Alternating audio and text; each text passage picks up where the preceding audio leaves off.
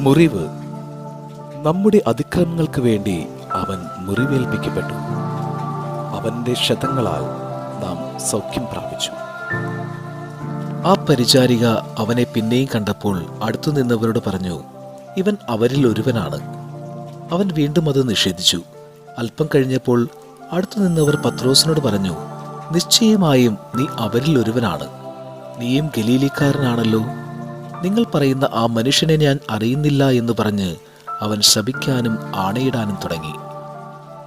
എത്രയേറെ പ്രാവശ്യം കൂടെയുണ്ടെന്ന് പറഞ്ഞാലും സഹനങ്ങളുടെയും വേദനകളുടെയും മരണത്തിൻ്റെയും മുൻപിൽ സ്വരക്ഷയ്ക്ക് വേണ്ടി പിൻവാങ്ങുന്നവർ ഉണ്ടാകുമെന്ന് ക്രിസ്തു ഓർമ്മപ്പെടുത്തുകയാണ്.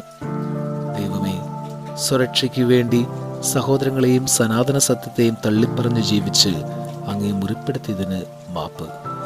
ഇനി മരണത്തോളം സത്യത്തിനു വേണ്ടിയും സഹോദരങ്ങൾക്ക് വേണ്ടിയും നിലകൊള്ളുവാനും ജീവിക്കുവാനും എന്നെ പഠിപ്പിക്കണമേ.